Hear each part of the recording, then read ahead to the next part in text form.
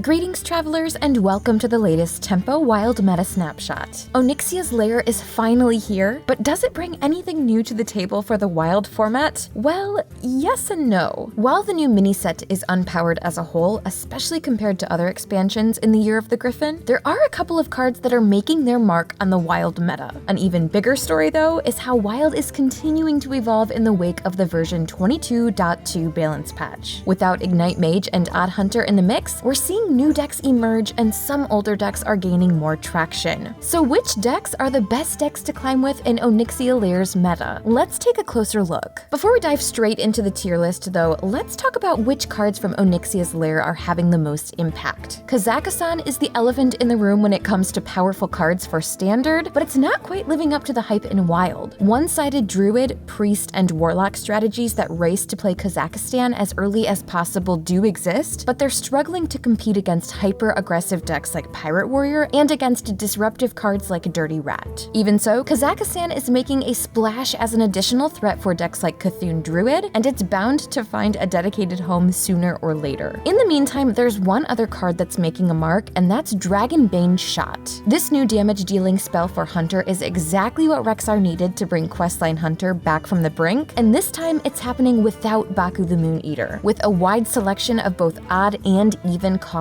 damage spells to choose from, including the recently nerfed Rapid Fire, Questline Hunter can compete with the top decks in Wild even without a 3 damage hero power. New Questline Hunter clocks in at tier 2, but it's not the only new high-tier viable deck that's seeing play. Beast Druid is another deck that's picking up steam in the Onyxia Lair's meta, and ironically, it's doing so without playing any new cards from the mini set. Beast Druid is similar to classic-style aggro Druid decks, but it gets to play Frost Saber Matriarch and Knight of the Wild, which behave a lot like full-sized corridor creepers. Since it can build a board out of nowhere, it can easily overwhelm other board-based decks, including Pirate Warrior and Aggro Priest. Beast Druid does have weaknesses, especially against removal-heavy Warlock and Shaman decks, but the good matchups outweigh the bad, which makes Beast Druid tier 2 viable. So if the new decks are tier 2, what's going on in tier 1? It shouldn't come as a surprise to see that Pirate Warrior, Freeze Shaman, Mecha'thun Warlock, and Owl Warlock still hold the top spots in tier 1. Despite the small nerf to raid the docks, Pirate Warrior is still the top dog in Wild when it comes to aggro. Coming up right behind Warrior is Freeze Shaman, which dodged nerfs completely and stands as Wild's best control deck. As for Mecha'thun Warlock and Owl Warlock, these decks are very similar in terms of removal, healing, and draw power, but they vary in terms of win condition. With Ignite Mage gone, these combo Warlock variants are now the top combo decks in Wild. It's true that tier 1 hasn't changed much since our last report, but tier 2 is seeing some shakeups. We've already mentioned Beast Druid and Questline Hunter, but we've also seen other decks like Cthulhu Druid and Linecracker Druid returning to tier 2, and we're also seeing Inner Fire Combo Priest and Quest Rogue hold their spot in tier 2 alongside tried and true decks like Aggro Priest and even Warlock. Altogether, we're seeing the power gap between the top tiers and the rest of the meta start to shrink, especially compared to where they were in United in Stormwind, and the Onyxia's Lair meta is only getting started. We're keeping a close eye on the meta as it develops, so be sure to check out the full meta report on TempoStorm.com, and as always, thank you for watching.